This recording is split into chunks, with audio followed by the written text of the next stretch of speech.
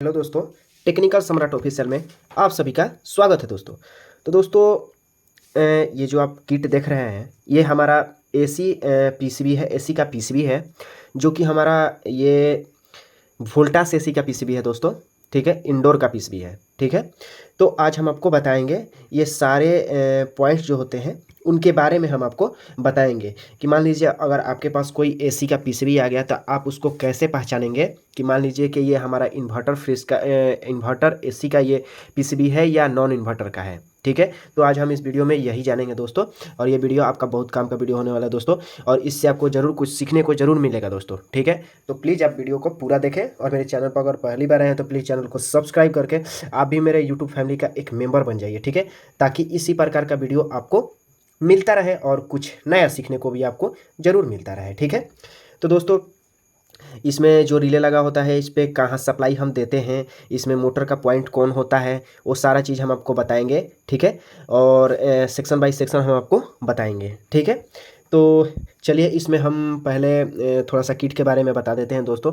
तो जो ये किट आप लोग देख रहे हैं ये हमारा नॉन इन्वर्टर वोल्टास का किट है दोस्तों, इंडोर का। ओके, तो दोस्तों इसमें जो पीसीबी इंडोर का आता है इसमें आपका 3 प्रकार का मतलब ये किट आपको देखने को मिलेगा। ठीक है, एक आता है हमारा कि एस एम पी एस मतलब पावर सप्लाई वाला ये बोर्ड आता है एक। ठीक है, एक आता है लीनियर पावर सप्लाई। ठीक है, और एक आता है जो कि न्यू मॉडल में कुछ कुछ आपको पीसीबी में देखने को मिलेगा, वो हमारा होता है बक कन्वर्टर। ठीक है, वो उसका नाम होता है बक कन्वर्टर। उसमें खासियत क्या होता है कि उसमें आपको ये छोटा सा ट्रांसफार्मर जो है ये भी नहीं देखने को मिलेगा, और जो ये लिनियर जो पावर सप्लाई आपको हम बताए हैं उसमें एक एक्सटर्नल जो ट्रांसफार्मर एक लगता है इतना बड़ा ट्रांसफार्मर, उसको लीनियर पावर सप्लाई बोलते हैं। तो वो भी उस किट में नहीं रहता है, उसमें बक कन्वर्टर होता है, कुछ कंपोनेंट्स आईसी होती हैं, उसी के थ्रू वोल्टेज को अप करता है। ठीक है, वोल्टेज को मैनेज करता है। तो उसमें आपको ये भी ट्रांसफार्मर नहीं देखने को मिलेगा, और ना ये जो बड़ा वाला होता है वो भी नहीं देखने को मिलेगा। ठीक है,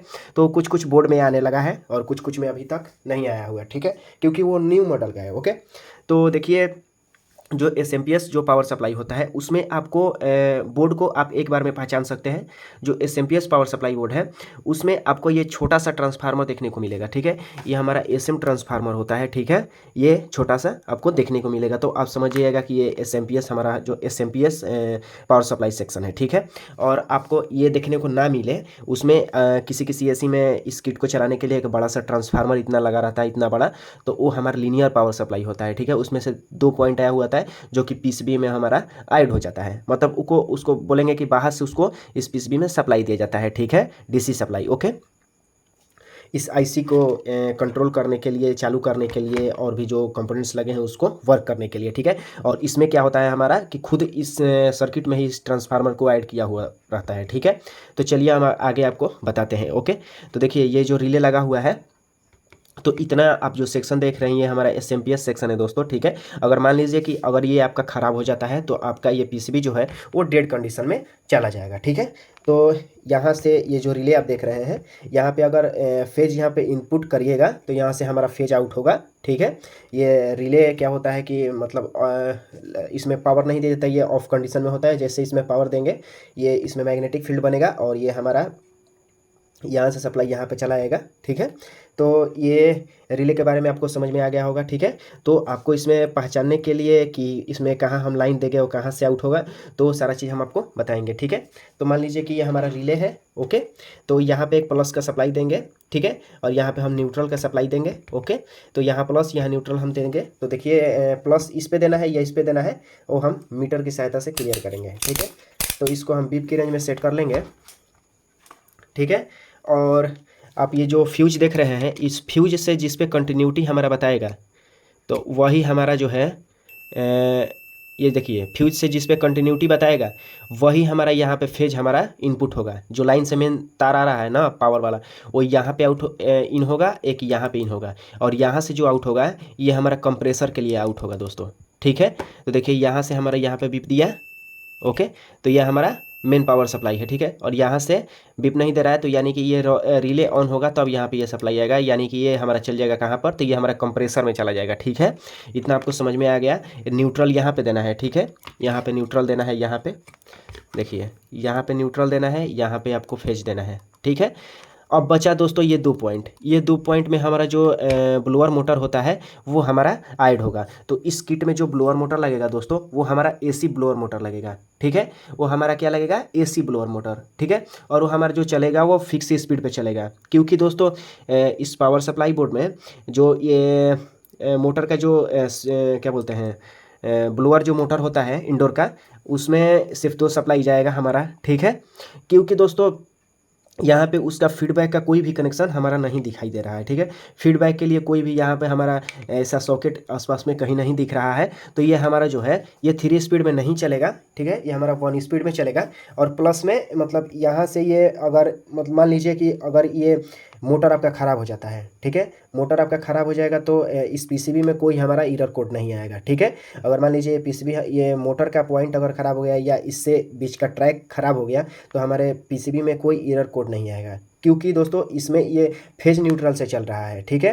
क्योंकि यहाँ से हमारा एमसीयू जो लगा हुआ है यहाँ पे, ये एमसीयू को सप्लाई मतलब ये नहीं, इससे मतलब ये अटैच नहीं है, इससे इसका कोई रिलेशन नहीं है, ठीक है। अगर यहीं पर फीडबैक के लिए कोई एक पॉइंट लगा होता है जो कि मोटर से मतलब आया रहता है और यहाँ पे लगता है उधर आप देखेंगे कोई कोई मोटर में तो वहाँ पे हमारा एक और पिन लगता है और एक यहाँ पे जैक लगता है। मोटर से मतलब 2 अलग अलग वायर आया हुआ था, एक फीडबैक के लिए छोटा सा कनेक्टर होता है जो लगा होता है, तो वो जिसमें लगा होगा दोस्तों वो हमारा जो छोटा पॉइंट होता है वो हमारा सीधा एमसीयू जो होता है इसको मतलब सप्लाई, इससे मतलब ये फीडबैक लेता है कि हमारा मोटर जो है वो रनिंग कंडीशन में है या बंद है। तो अगर वो बंद है तो यहाँ पे हमको डिस्प्ले पे जो है हमको एरर कोड देखने को मिलेगा, और जिसमें वो हमारा नहीं रहता है मोटर में और सिर्फ फेज न्यूट्रल रहता है तो उसमें आपको कोई एरर कोड देखने को नहीं मिलेगा, ठीक है।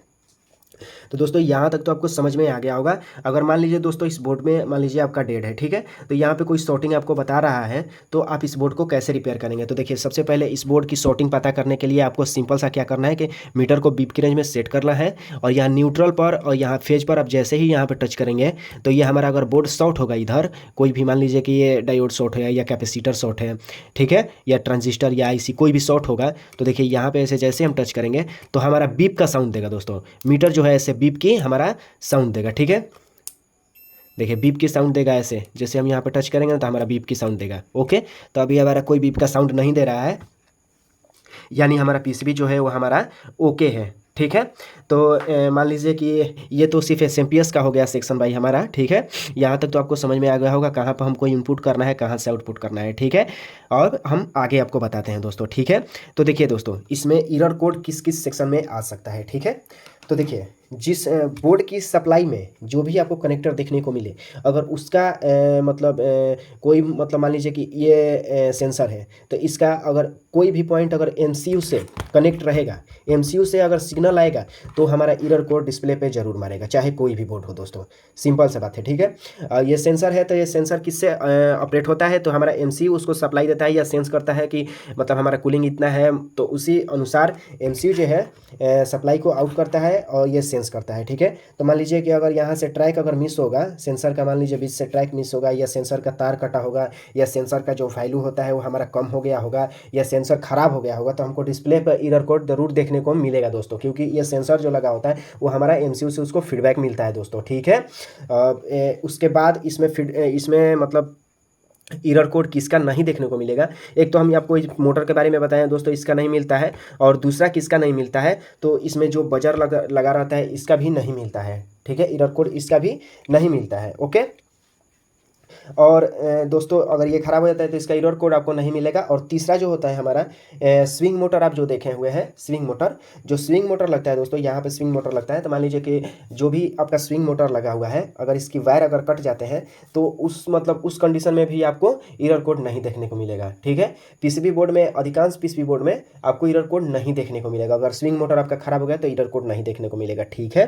तो दोस्तों इतना तो आपको समझ में आ गया है किसका एरर कोड मिलता है देखने को, किसका एरर कोड नहीं मिलता है देखने को, ठीक है। तो ये देखिए छोटा से ये इंडोर का पीसीबी है, इसे रिपेयर करना बहुत ही आसान है दोस्तों, ठीक है। अगर मान लीजिए कोई मेरे पास नेक्स्ट कंप्लेन पर अगर कोई बोर्ड आता है तो हम उसको रिपेयर करके इस वीडियो में आपको जरूर दिखाएंगे दोस्तों, उसको हम अलग एक वीडियो बनाएंगे उसमें आपको हम बताएंगे, ठीक है। तो ये वीडियो सिर्फ आपको इतना ही के लिए था दोस्तों कि मान लीजिए आपके पास कोई बोर्ड आ गया तो आप उसको कैसे कनेक्शन करेंगे उसका, ठीक है। तो देखिए दोस्तों इसमें ये सेंसर लगा हुआ है, ये हमारा क्वाइल सेंसर है, ठीक है। और एक और होता है ये हमारा रूम टेम्परेचर सेंसर हो गया, ठीक है। तो इंडोर में सिर्फ 2 सेंसर आपको देखने को मिलेगा, एक रूम टेम्परेचर सेंसर और एक कॉइल सेंसर, ठीक है। और इस दोनों में से कोई भी खराब हो जाता है, अगर वैल्यू भी इसका कम हो जाता है, तो आपको डिस्प्ले पे एरर कोड देखने को मिल सकता है दोस्तों, ठीक है। ओके, तो यहाँ तक तो आपको समझ में आ गया है दोस्तों, ठीक है। और ये हमारा डिस्प्ले है, तो जो नॉन इन्वर्टर होता है उसमें डिस्प्ले देखने को ज़्यादातर नहीं मिलता है, ठीक है। ये एलईडी मिलेगा स्विच, और ये सेंसर जो कि रिमोट से कंट्रोल होगा, ओके, ये देखने को मिलेगा। और दोस्तों ऐसा अगर पीसीबी आपके पास आ जाए तो आप कैसे उसको पहचानेंगे कि वो हमारा इन्वर्टर एसी का पीसीबी है या नॉन इन्वर्टर का है। तो दोस्तों उसको पहचानने के लिए आपको बोर्ड में चेक करना है कि एस कहाँ लिखा हुआ है। तो इस बोर्ड में सिर्फ 2 ही सप्लाई हमारा आएगा, एक न्यूट्रल एक फेज, और यहाँ से आउट भी होगा तो सिर्फ 2 ही सप्लाई आउट होगा, एक कंप्रेसर के लिए इस रिले से और एक न्यूट्रल यहाँ से। जो न्यूट्रल आएगा वही न्यूट्रल यहाँ से फिर कंप्रेसर के लिए भी चला जाएगा आउटडोर में, ठीक है। तो जो इन्वर्टर मॉडल का पीसीबी होता है उसमें एक और वायर आपको देखने को मिलेगा जो कि कम्युनिकेशन का वायर होता है दोस्तों। तो इसमें तो सिर्फ आपको 2 ही वायर देखने को मिलेगा, एक यहाँ पर कंप्रेसर के लिए आउट होगा, एक न्यूट्रल। आपको यहाँ कहीं भी इस टाइप का नहीं आपको दिखने को मिलेगा कम्युनिकेशन का वायर, ठीक है। क्योंकि कम्युनिकेशन का वायर जो होता है सिर्फ इन्वर्टर पीसीबी में ही होता है, ठीक है, नॉन इन्वर्टर में नहीं होता है। तो आप उसे चेक कर सकते हैं पीसीबी में कि कहाँ पर हमारा कम्युनिकेशन का वायर है। तो उस कम्युनिकेशन के वायर को आप देख के आप अंदाज़ा लगा सकते हैं कि यह हमारा इन्वर्टर मॉडल का पीसीबी है, ठीक है। और जिसमें भी हमारा कम्युनिकेशन का वायर ना दिखे वो हमारा जो है नॉन इन्वर्टर का पीसीबी है, ठीक है। तो दोस्तों इतना तो आपको समझ में आ गया होगा। तो दोस्तों तब तक के लिए बाय बाय, मिलते हैं दोस्तों नेक्स्ट वीडियो में।